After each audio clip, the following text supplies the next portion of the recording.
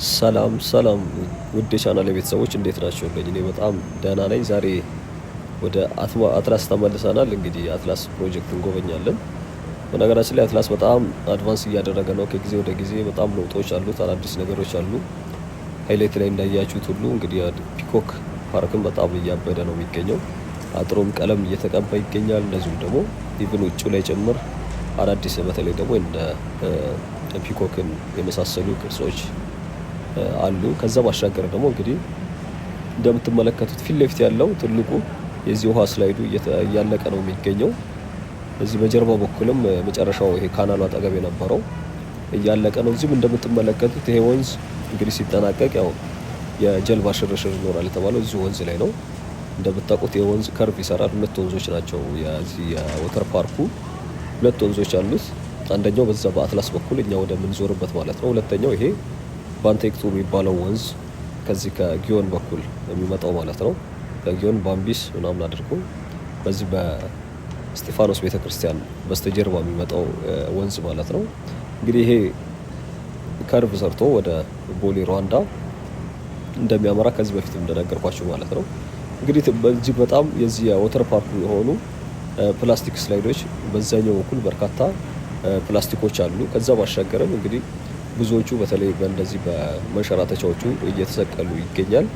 እንግዲህ አዳዲስ ቤተሰቦች ሰብስክራይብ እያደረጋችሁ ነባር ቤተሰቦችም እንደተለመደው ላይክና ሀሳባችሁ አይለየን፣ ሼር በማድረግም እንደዚሁ ተደራሽ እንዲሆን ቻናሉ እንድታግዙት ተጠይቃችኋለሁ። ያው ይሄ ወንዙ እንግዲህ እያጸዱት እንደዚሁም ደግሞ ይሄ ግድግዳውን ማጠናከሪያ ነገር እየተሰራለት ይገኛል። ይሄ እንጨቱ የምታዩት ከዛ በኋላ በኮንክሪት ነገር ይሞሉታል። እዚህም አካባቢ ፊት ለፊቱ ይሄ የአዲስ ሴንትራል ፓርክ ወይ ደግሞ የአዲስ ሴንትራል ፕላዛ የሚባለው ነው። ይሄ ፊት ለፊታችን ያለው ማለት ነው። እቺ በወተር ፓርኩና እንደዚሁም ደግሞ ከፒኮክ ፓርክ ፊት ለፊት የምትገኘው ቦታ ጠጋ ብዬ ያስመለከታችኋለሁ። የዚህ የሴንትራል ፓርክ ፕላዛ የምትባለው ነች። ያው በመንግስት የሚሰራ እንደሆነ ይታወቃል። እሱ ፓርኩን በርግጥ ያው ብዙዎቹ የመንግስት ፕሮጀክቶች ናቸው ከወተር ፓርኩ በስተቀር ማለት ነው። ወተር ፓርኩ ያው ከዚህ በፊትም እንዳልኳችሁ በእርግጥ አዳዲስ ቤተሰቦች አላችሁ የዚህ የኩሪፍቱ አዲስ አበባ ብራንች ነው። ያው ኩሪፍቱ የባለሀብቱ አቶ ታዲዮስ በለጠ እንደሆነ ይታወቃል። በርካታ እንደዚህ በተለይ በሪዞርት ዘርፎች ኢትዮጵያ ውስጥ በጣም ብዙ እንትኖች ኢንቨስት እያደረጉ ነው የሚገኙት። ኩሪፍቱ የሚገኘውም እንግዲህ ምስራቅ አፍሪካ ውስጥ ትልቁ የወተር ፓርክ ነው። ፓርክ እንደሆነ ሰምቻለሁኝ። እዚህ ደግሞ የሚሰራው ከዛም ባሻገር በጣም በግዝፈቱም በበርካታ ነገሮቹ ተለቅ ያለ ነው። ለዛም እንግዲህ አፍሪካ ውስጥ ከሚገኙ በጣም ግዙፍ ወተር ፓርኮች ውስጥ አንዱ ይሄ የአትላሱ ወተር ፓርክ ነው። እኛም ዞረን ክብ በመስራት ወደዛ እንመለከተዋለን። ቅድም የተነሳንበት ያው በስተጀርባ በኩል ነው። በዚህ ወንዙ ባሻገር ነው ያየ ነው። እንግዲህ እስከዛ እስከሚደረስ ድረስ እነ ኮባን የመሳሰሉ የዚህ አገልግሎት ሰጪ ተቋማቶች እነ ጫካ ቡና፣ ማማስ ኪችን ይሄንን መስመር ዋናውን አስፋልት ማለት ነው ዳሩ ላይ ፕሮጀክት እንትናቸውን ምንድነው አገልግሎታቸውን ማቅረብ የጀመሩ ማሉ። በእርግጥ እነ ጫካ እስካሁን አልጀመሩም አይቻለሁኝ። ማማስ ኪችንም ከማስታወቂያው ባሻገር እስካሁን ስራ አልተጀመረም። እነ ኮባ ምናምን ግን ኦልሬዲ ስራ እንደጀመሩ ይታወቃል። ቅድም ያየነው ማለት ነው ኮባ እንግዲህ ይሄ አሁን እኛ እያየነው ያለ ነው የጊዮን ይቅርታ የፒኮክ ወንዝ ዳርቻውን ነው ይሄ ስፍራ ማለት ነው የምትመለከቱት። አትላስ ደግሞ ከዚህ ከፊት ለፊት ከሚገኘው ይሄ መግቢያው አዲስ ከሚሰራለት ይሄ መግቢያ ፊት ለፊት ጫካው እንግዲህ ፒኮክ ፓርክ ነው የሚባለው። ከሱ በስተጀርባ ደግሞ አትላስ ነው። ስለዚህ በመሃላቸው በአትላስ እና እንደዚሁም ደግሞ በፒኮክ መካከል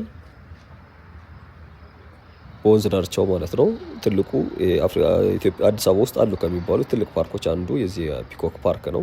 እሱ አለ። ይሄም አዲስ መግቢያ እንግዲህ የተሰራለት ይገኛል። እሱም እጅግ በጣም ፓርኩ ማለት ነው በርካታ እድሳቶች እየተደረገለት ይገኛል። ይሄ ደግሞ የምታዩት ይሄ ማለት ነው ፊት ለፊታችን ይሄ ከላዩ ይሄ ወደ ካናሉ ወደ ታች መውረጃ አለው። ወደ አይ ቲንክ ምናልባት ለፓርኪንግ ስፍራ ብለውም የሰሩት ይኖራል። የፓርኪንግ ስፍራ እንዳለው ስለሰማው ማለት ነው። እዚህ እስካሁን ድረስ ካየ ነው እንግዲህ የፓርኪንግ ስፍራ የለም። ከላዩ ፕላዛው ነው ያለው። ይሄ በቀኝ በኩል የሚገኘው ይሄ ፍሬም የሚመስለው ይሄ ነገር ማለት ነው። ያው ሁለት ናቸው ያሉት፣ አንድ በዚህ ጋር አለ፣ ሁለተኛው ደግሞ በዛ በኩል ስንሄድ አሳያችኋለሁ። የአንበሳ ቅርጾች አሉት። ይሄ ፊት ለፊቱ ደግሞ እነዚህ በብረት ነገር ተሰርተው መሀል ላይ አሁን መግባት ስለማይቻል ነው ጠጋ ብዬ ነበረ። አይቻልም ተመለስ ስላሉኝ ነው የተመለስኩት። ፏፏቴዎች ምናምን አሉ ሙሉ ለሙሉ ሲያልቁ እየታያችሁ ካልሆነ ምናልባት እየታያችሁ ከሆነ የሚያበሩ ላይቶች አሏቸው እነዚህ ብረቶች በተለያየ ከለር የያዙ በደንብ ሲመሽ ደግሞ በጣም ነው የሚያማምሩት። ይሄ ነው እንግዲህ ሴንትራል ፓርክ፣ አዲስ ሴንትራል ፓርክ ፕላዛ የሚባለው ማለት ነው። ያው ዋናው ፒኮክ ፓርክ ይሄ ፊት ለፊት የሚገኘው ይሄ የተዘጋው ነው። እጅግ በጣም ብዙ እድሳቶች እየተደረገለት ይገኛል። ጥቁር አንበሳዎች እጅግ በጣም ብርቅዬ እንስሳቶች እነ ጭላዳ ዝንጀሮን የመሳሰሉ ሌሎችም የብርቅዬ እጽዋትና አዕዋፋት የሚገኙበት በጣም ትልቅ ፓርክ ነው። እዚህ 6 ኪሎ የነበሩት እነ ጥቁር አንበሳ ምናምን ያው እዚህ እንደተዘዋወሩ ከዚህ በፊትም ነግሬያችሁ ነበር። 6 ኪሎ ጋር የሚገኘው እንደምታውቁት ቦታው አነስተኛ ነው። ሁለተኛ ለእንስሳቶቹም በቂ የሆነ አየርም የሚያገኙበት አይደለም። በየቦታው በተለይ ይሄ ዋናው መንገድ ያዘው ከ4 ኪሎ ወደ 6 ኪሎ የሚወስደው አስፋልት አለ። በላይኛው በኩል ደግሞ የካቲት ወይ ደግሞ ከአፍንጮ በር መጥቶ በቀጥታ ወደ ቤላ ወይ ደግሞ ወደ ሚኒሊክ የሚወስደው ዋናው አስፋልት፣ እሱም በጣም ቢዚ የሆነ መንገድ ነው። ከጀርባውም እንግዲህ የዩኒቨርሲቲው አጥር ነው ያለው። በመሀል ደግሞ ትንሽ አስፋልት አለች። እንግዲህ በአስፋልት መሀል የተከበበች ትንሽ ስፍራ ናት። 1 ሄክታር ነው እንግዲህ የ6 ኪሎ አንበሳ ግቢው ማለት ነው። ይሄኛው እንግዲህ ወደ 26 ሄክታር መሬት ላይ ነው ያረፈው። ምናልባት የምታስታውሱ ከሆነ በጣም ቅርብ ዓመታት ላይ ነው አንበሳዎቹ ወደዚህ እንዲመጡ የተደረጉት። እንግዲህ ያ 6 ኪሎ የሚገኘው የአፄ ኃይለ ሥላሴ ነበሩ እንግዲህ ጥቁር አንበሳ ጋር ተያያዥነት ያላቸው አንበሳ በማርባት ማለት ነው። በእርግጥ የደርግም ይመቸዋል። ጥቁር አንበሳ የሚባል ሙቭመንት ነበረ። ምናልባት ሂስትሪ ላይ የምታስታውሱ ከሆነ የነ መንግስቱ ኃይለማርያም የነበሩበት ማለት ነው። አሁን ትምህርት ቤቶችም እንደዚሁም ደግሞ ሆስፒታልም እንዳለ ይታወቃል። እነዚህ ሆስፒታሎችም ትምህርት ቤቶችም በነገራችን ላይ በኋላ ላይ ነው በደርግ ነው ወደ ጥቁር አንበሳ የተቀየሩት። የእነሱ ዲቴል ከዚህ በፊት ምናልባት ነባር ለነበራችሁ ቤተሰቦች ከጎላ ሚካኤል ወንዝ ዳርቻን ስጎበኝ እዛው ፊት ለፊት ስለሚገኝ የጥቁር አንበሳ ትምህርት ቤት፣ በእርግጥ ሆስፒታሉም ኦልሞስት ከጀርባው ነው ያለው። ስለነሱ አንድ የተወሰኑ ማስታወሻ እንትን ብያችሁ ነበር። ያው ወተር ፓርኩ ይሄ ነው እንግዲህ ፊት ለፊታችን የሚገኘው። በጣም የተወሰነ ሰፋ ያለ ቦታ ላይ ነው በእርግጥ ያረፈው። እቺ ደግሞ ምናልባት ዝቅ ስንል የሆነች ቱቦ ነገር አለች መስመር እየሰራች የምትሄድ። እሷ ማለት ከአትላስ ተነስታችሁ ቅድም ወደ ተነሳንበት ወንዟን ከርቭ የምትዞር ካናል ነች። እንግዲህ አሁን በደንብ ኦልሞስት እየጨረሷት ነው። እሷን እንኳን እንደምትመለከቱት ቀለም ቀብተውት አርቶች አድርገውባት እቺ ማለት ነች። ክብ ቀዳዳዋ ናት እንግዲህ ካናል የምትባለው።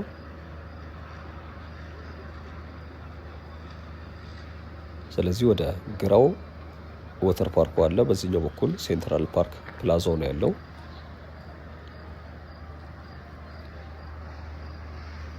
ይሄኛው ደግሞ እንግዲህ ጫካው ፒኮክ ፓርክ ነው። እንደምትመለከቱት እዚሁ ቤቶች አሉ፣ ጎጆ ቤቶች፣ እንደዚሁም ደግሞ በርካታ ማረፊያ ቤቶች እንደዚህ በነጭ እንትን የተሰሩ አሉ። ከዛ ባሻገር ደግሞ የፒኮክ ቅርጻ ቅርጽ ነገሮች የተሳሉ ማስተዋል ትችላላችሁ። ምናልባት በዚህ በኩል ወክ ማድረግ እንትኑ ካላችሁ ማለት ነው። ለዚህ ቅርብ የሆናችሁ እንኳን ብታዩት አሪፍ ፕሮጀክት ነው። በርካታ ሰዎችም ይጎበኙታል፣ በተለይ ወደ ምሽት አካባቢ። ያው እንግዲህ አንደኛው የወተር ፓርኩ መሸራተቻ እንትን ይሄ ነው፣ ፊት ለፊታችን ያለው ነው። ቅድም ያየነው ትልቁ አለ። ሌላ ደግሞ በዚህ በኩል ወደ ምንዞርበት አቅጣጫ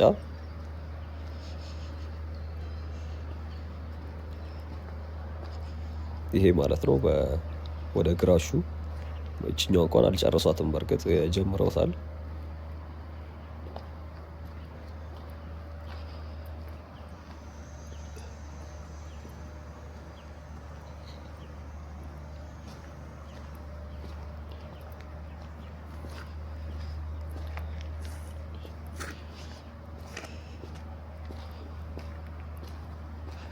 እንግዲህ ካናሉ ወደዚህ ድረስ ይመጣል። ምናልባት እዚህ ጋር ሰፋ ያለች የተወሰነች ቦታ ልክ እንደ ሐይቁ ቅርጽ ነገር የያዘች ቦታ አለች። ጠጋ ብዬ እስካሳያቸዋለሁኝ እዚህ ስር ላይ እሱ ምናልባት ጀልባዎች ማረፊያ ወይም ደግሞ ማስነሻ ሊሆን ይችላል።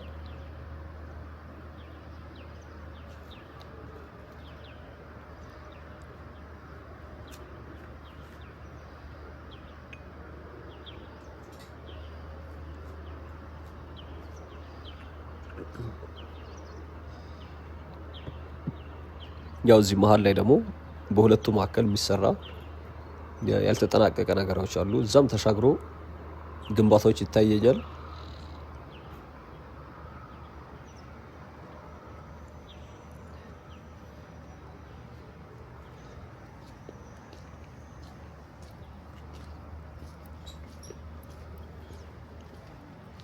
እንግዲህ በዚህ በኩል ደግሞ ሌላው የዚህ አትላስ ወንዝ ነው ያለው። ከዛ ባሻገር ሐይቅ ነገር አለች። ከፍ ስንል ደግሞ የስፖርት ስፍራዎች አሉ።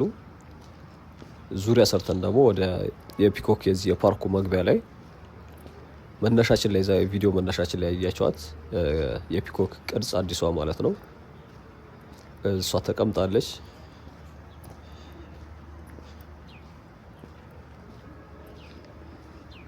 እስከዛ ደረስ ብለን እንግዲህ የዛሬ ጉብኝታችን እዛ አካባቢ ነው የምናጠናቅቀው። ምናልባት የጀልባ ማስቀመጫ ትሆናል ማስነሻ ነው የምትሆነው ያልኳችሁ እዚች ስፍራ እቺ ማለት ነው። በደንብ ደግሞ እስኪ ዲቴሉ የምታውቁ እዚህ ፕሮጀክት ላይ ያላችሁ ካላችሁ ደግሞ ካልሆነም አይደለም እንደዚህ ነው ከሆነም ደግሞ ኮንፈርሜሽን ብትሰጡን አሪፍ ነው። እንግዲህ ወንዟ እንደምታዩት ያችን ጥግ ይዛ ከዚህ ከኡራኤል ቤተክርስቲያን በስተጀርባ ከካሳንቺስ አቅጣጫ የሚመጣው ነው። በዛ በኩል ይሄዳል በግራ። ካናሉ ደግሞ እቺ አሁን እኔ የምዞርባት እቺኛዋን ከርቭ ይዛ ነው ወደዚህ ወደ ቀኝ ወደ ስር የምትሄደው ማለት ነው።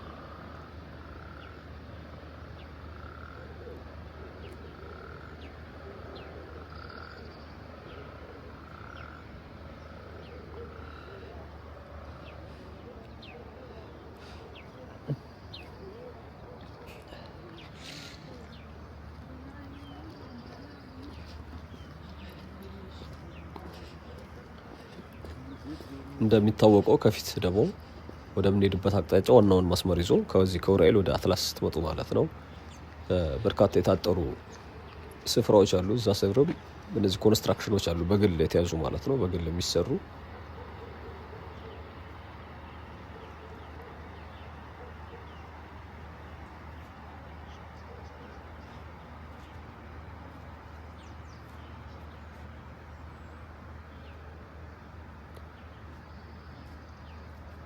ያው ውሃ የያዘችው የለም። አሁን እዚች ሐይቋ ላይ የነበረው ባለፈውም እንዳየ ነው። አይ ቲንክ አሁን እየሰሩት ነው ያሉት። እዛ ጥግ ጥግ ላይ ሲቆፋፍሩ እንደዚሁም ደግሞ የሆነ ላስቲክ ማልበስ ሲያለብሱ ነው የተመለከትኩት። አሁን ላይ ሰሞኑን ትንሽ የዝናብ ጠብ ጠብ እያደረገ ስለነበር ተወሰነ እንደምታዩት መሬቱም ያው እየዘነበ እንኳን አይባልም። በእርግጥ አንዳንድ ቦታዎች እየዘነበ እንደሆነ ሰምቻለሁኝ። እዚሁ አዲስ አበባ ጫፎች አካባቢ ኢቨን ይሄ ኮዬ ፈጬ አካባቢ እየዘነበ እንደሆነ ልጆች ነግረውኛል። እንደምትመለከቱትም ቦታው ይሄ እንትኗ የነበረችበት አርቲፊሻል ሌኳ ውሃ ነገር ይዛለች።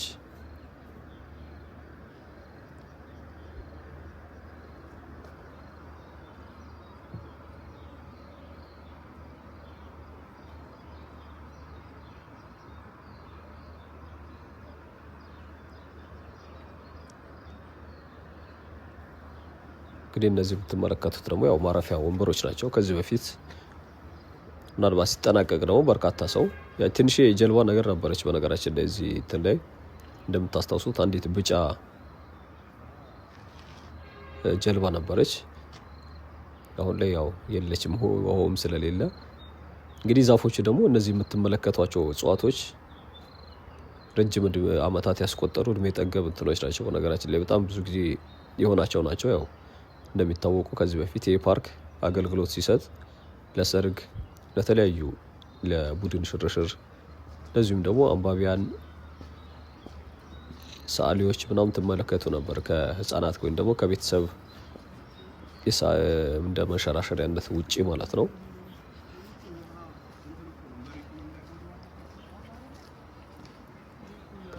አሁን ደግሞ እንግዲህ ሙሉ ለሙሉ እድሳቱ ምናልባት በቅርብ የሚጠናቀቅ አይነት ነው የሚሆነው። ከውጭ የሆናችሁ ዙሪያው ስትመለከቷቸው እየተጠናቀቁ ያሉ አይነት ብዙ እንትኖች አሉ። ግን ያው አልተከፈተም እስካሁን ባለው።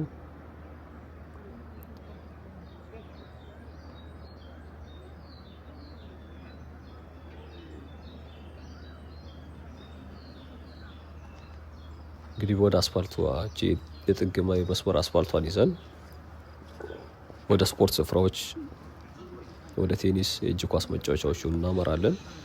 ከዛ መግቢያው አካባቢ ደግሞ የሚገኘውን የዚህ አዲስ የተሰራውን የፒኮክ ሐውልት ነገር አለች። እሷን ተመልክተን የዛሬ ጉብኝታችን እዛው አካባቢ ነው የምናጠናቅቀው። እንግዲህ እስከ መጨረሻው ድረስ አብራችሁኝ ቆዩ።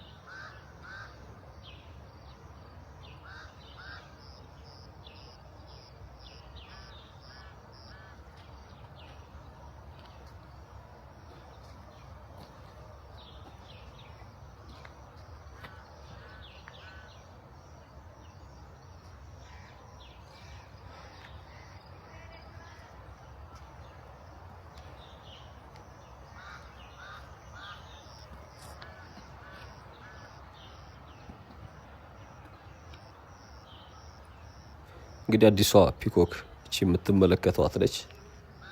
በውስጥ በኩልም በሚሰሩ ሌሎች አሉ በዚሁ የፒኮክ ማለት ነው። ሲከፈት ደግሞ እሱን አሳያችኋለሁ። እንግዲህ ለዛሬ የነበረው ቆይታ ይሄ ነው። እስካሁን አብራችሁኝ ስለነበራችሁ አመሰግናለሁ። ቻው